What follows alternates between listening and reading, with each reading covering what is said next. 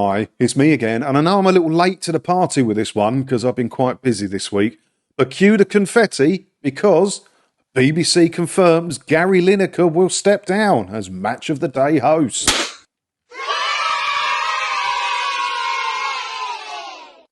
That's right. The BBC's highest paid employee of 1.35 million, is it? He gets a year, I'm sure it will tell us in this article, is finally stepping down. What's he going to do? Where's he going to go?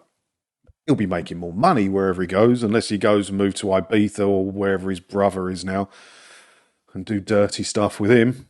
Who knows? Who cares? Because he's gone. The problem is, who's going to replace him? But I don't care because I don't watch it. But it does say here, I've got another one in the Shropshire Star here. Gary Lineker's exit will be a big loss for the BBC, says former boss. No, it won't. No, it won't. You're going to save £1 million a year on fees. I've been saying for ages I've been saying it. I don't understand why he earns so much money to sit on a sofa and talk about football with his mates when there's a multitude of other people that will do the same job for a lot less money just because they want to be on the telly. They'll do it for 300 grand. That's a lot of money to earn a year to sit on the sofa and talk about your mates whilst being on the telly. People will queue for that job. Well-known people who are experienced broadcasters will queue round the block for that job. So why was Lineker getting 1.3 million? I don't understand the finances in the BBC. I never will. I find it terribly confusing. Can someone out there explain to me how he was worth that amount of money, please? Former England ace Gary Lineker will step down as host of Match of the Day at the end of the season. He first presented Match of the Day on the 7th of August 1999. That's not a bad tenure, is it? He's probably one of the longest standing presenters on the BBC now, isn't he? Or was, now he's left. However, the BBC later confirmed he will continue to present coverage of the FA Cup in 25-26 and the World Cup in 26. So we ain't got rid of him just yet. The 63-year-old and the broadcaster have agreed in principle a contract extension through to the 26 World Cup, the corporation said. From what I've read a few articles on this, it seems like he just wanted to go at the end of this season. And the BBC talked him into presenting the World Cup coverage in 26. Don't know why. He probably could have earned more money going elsewhere because he's not shy of going elsewhere. He's worked, was it Qatar, where he worked as a presenter as well while he was working with the BBC. Big money contract out there he got. I'm delighted to continue my long association with BBC Sport and would like to thank all of those who made it happen. And the director of BBC Sport told the PA, Gary is a world-class presenter. Yeah, from the horse's mouth there. And we're delighted that he'll lead our coverage of the next World Cup and continue to lead our coverage of the FA Cup. So this whole thing about him stepping down and leaving the BBC is probably like 2 years away. And in those 2 years, do you think he'll negotiate another contract extension? Is this a non-story? Is it? It sounds like it could be. Let's pop back over to the Shropshire Star, where the ex-BBC boss said losing Gary Lineker is a big loss for the BBC. Oh, it was Greg Dyke, was it? Okay, let's have a look what Greg Dyke said about it. When asked about the corporation being set to announce Lineker is leaving, former FA chairman Dyke told BBC's Radio 4 Today programme, it's a big loss, but life moves on. Okay. Is it a big loss?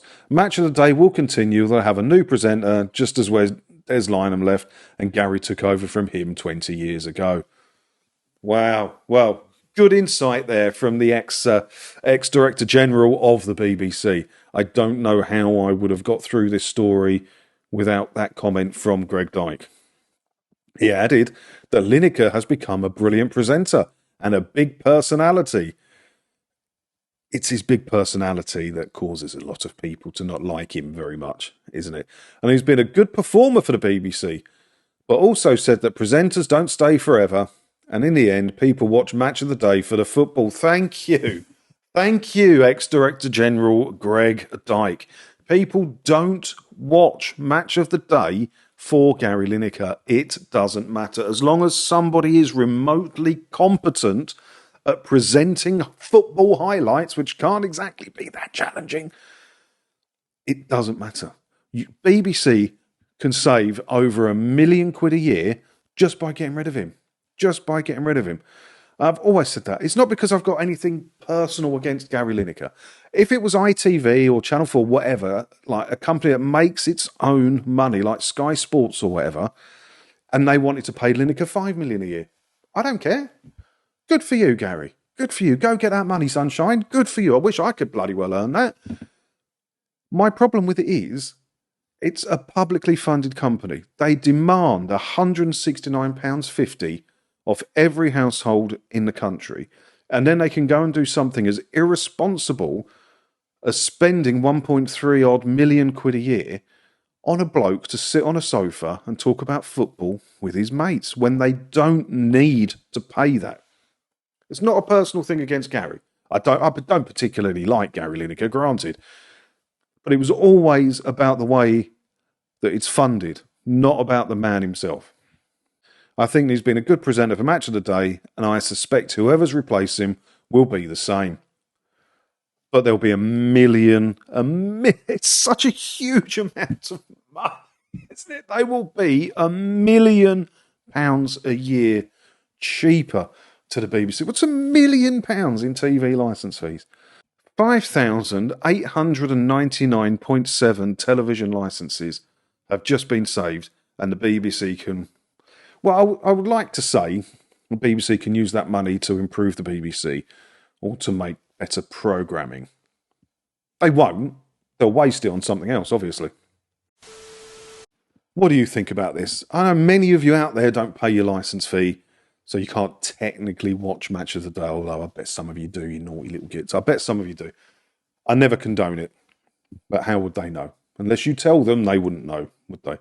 What's your thoughts on this? I don't particularly care for Gary Lineker, but I don't have anything really against him personally.